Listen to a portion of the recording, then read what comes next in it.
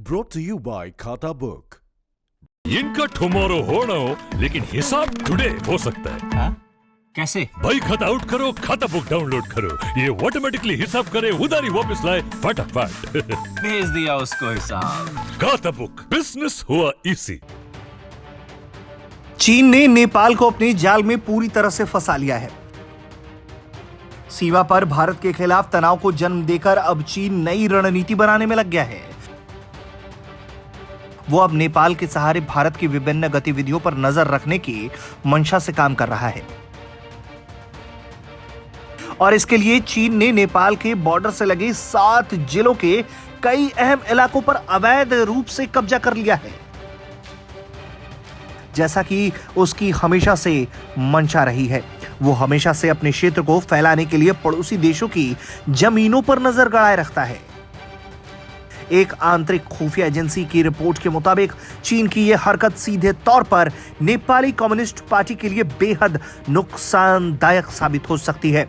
एजेंसियों ने संकेत दिए हैं कि चीन तेजी से आगे बढ़ रहा है और अधिक से अधिक नेपाली सीमाओं पर कब्जा कर बारूदी सुरंग बना रहा है और ये खबर नेपाली कम्युनिस्ट पार्टी यानी कि वामपंथी ओली सरकार के लिए इसलिए भी नुकसानदायक है क्योंकि वो नेपाल में चीनी कम्युनिस्ट के विस्तारवादी एजेंडे को ढालने की कोशिश कर रहा है। साथ ही चीन के मंसूबे को नेपाल की जनता से छिपाने की भी कोशिश की जा रही है, जो ओली सरकार पर भारी पड़ती जा रही है। जो रिपोर्ट पेश की गई है उसके अनुसार नेपाल के प्रधानमंत्री केपी शर्मा ओली के संज्ञान में होने के बाद भी चीन ने जमीन हथिया ली और इस बात को ओली की सरकार नजरअंदाज करती रही।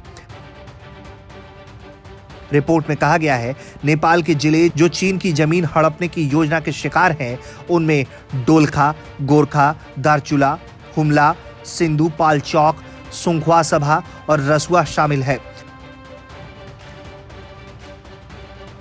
चीन ने डोलखा में नेपाल की ओर अंतर्राष्ट्रीय सीमा 1500 मीटर आगे बढ़ाई है। डोलखा के कोरलंग क्षेत्र में नंबर 57 जो पहले कोरलंग के शीर्ष पर स्थित था, डोखला की तरह चीन ने गोरखा जिले और सीमा स्तंभ संख्या 35, 37, 38 को स्थानांतरित कर दिया है। वहीं नेपाल के कृषि मंत्रालय की एक हाल ही में रिपोर्ट सामने आई जिसमें चीन द्वारा जमीन हड़पने के कई मामलों को उजागर किया गया है। कृषि मंत्रालय ने 4 नेपाली जिलों के तहत आने वाले कम से कम 11 स्थानों पर नेपाली भूमि पर चीन के कब्जे के बारे में सूचना दी थी। खैर, केपी शर्मा ओली चीन की इस करतूत को दुनिया से चाहे कितना भी छिपाने की कोशिश कर ले, लेकिन सच्चाई अब छिप नहीं रही।